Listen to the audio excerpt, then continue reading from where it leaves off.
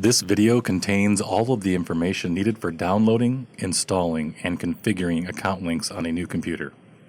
For a full step-by-step walkthrough with pictures, please see our article link in the attached document. The attached link will handle installing your AccountLinx or updating if you have a prior version already installed. On the installation complete screen, there will be a button that states Launch Time Summit Utilities. Click on that button, then follow these steps.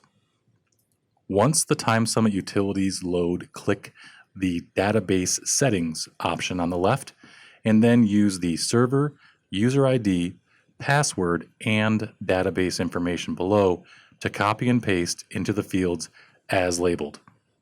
This information is unique to your company. Once you've pasted in the information, you should be able to use the Test Connection button to confirm it is able to connect.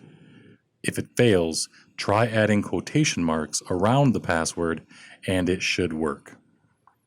After pressing the Test Connection button, you may receive a message saying, "Connection tested successfully, but your database is out of date.